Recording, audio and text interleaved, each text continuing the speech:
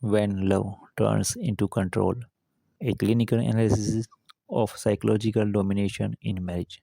This material is not relationship advice, it is a clinical examination of power. Psychological control rarely announces itself. It does not require shouting, threats, or violence. It operates quietly through permission, through compliance, through gradual erosion of autonomy. When control replaces mutuality, the psyche adopts in ways that are not temporary. What follows is a diagnostic breakdown of psychological domination in marriage, how it forms, how it maintains itself, and how prolonged exposure produces lasting personality alteration. This is not about blame, it is about consequences. Control is not conflict, it is power imbalance. Control exists without overt abuse. Many controlled individuals report little open conflict. There may be calm conversations, even apparent care, yet decisions require approval. Preferences are negotiated downward. Autonomy quietly disappears. This is not harmony, it is domination without noise. Why it happens? Power shifts incrementally. Psychological control develops gradually. Small concessions accumulate. Boundaries soften. Resistance feels unnecessary. Over time, one partner becomes the reference point for what is allowed, reasonable, or acceptable. Power shifts without confrontation. A small microaction. Power identification directive. Internally, identify one area where permission is sought unnecessarily. That pattern is logged as power imbalance, not compromise. Why this works? Power remains invisible when normalized. Identification converts implicit dominance into explicit data. Visibility disrupts automatic compliance. Key points: control can exist without conflict. Calm does not equal equality. Power shifts incrementally. Permission seeking signals domination. Identification restores accuracy. Control is maintained through psychological permission. Autonomy requires approval. In control relationships, independent decisions generate anxiety. Choices feel unsafe without confirmation. Approval becomes regulating. This is not consideration, it is conditioned permission dependency. Why it happens? Conditioning through reward and withdrawal. Approval brings relief, disapproval produces tension or emotional withdrawal. The nervous system learns to avoid discomfort by primitive alignment. This conditioning operates below awareness. A microaction. Permission prohibition rule. For non critical personal decisions, permission is no longer sought. Discomfort is tolerated without correction. Why this works? Control weakens when reinforcement stops. Tolerating disapproval retrains threat perception and restores autonomous regulation. Summary: approval becomes regulating. Permission seeking is conditioned. Relief reinforces dependency. Withholding permission weakens control. Tolerance restores autonomy. Control disguises itself as care or concern. Restriction is framed as protection. Controllers rarely present as hostile. They present as concerned, involved, protective. Restrictions are justified as care.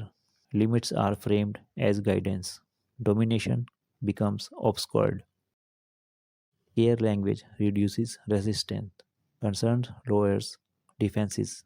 When control is framed as care, opposition feels ungrateful or irrational. This allows dominance to bypass scrutiny. Care based control test. A microaction. Ask internally: does this limit increase my capacity or reduce it? If capacity decreases, it is control regardless of tone. Functions matters more than intention. Outcome based evolution bypasses emotional framing and exposes domination. Control often uses care language. Concern lowers resistance. Tone hides function. Capacity reduction signals domination. Outcome evaluation restores clarity. Prolonged control produces decision paralysis. Independent choice feels unsafe. Over time, controlled individuals struggles to decide independently. Options feel overwhelming. Confidence declines. This is not indecision. It is conditioned paralysis. Decision authority is externalized. When choices are routinely overridden, the brain offloads responsibility. Initiative feels dangerous. Compliance feels safer. Competence erodes. A micro action decision reclaim directive. One independent decision must be made daily without consultation. Discomfort is expected and permitted. Competence returns through use. Repeated autonomous action rebuilds confidence and neural authority. Control erodes decision capacity. Paralysis is conditioned. Responsibility is externalized. Daily autonomy restores competence. Discomfort signals recovery. Control produces self doubt and reality confusion. Perception loses authority. Controlled individuals begin doubting their reactions. They ask if they are overreacting, too sensitive, unreasonable. This is not insight, it is reality destabilization. Persistent invalidation. Why it happens? Subtle dismissal teaches the psyche to distrust itself. Over time, internal signal loses authority. External interpretation replaces self trust.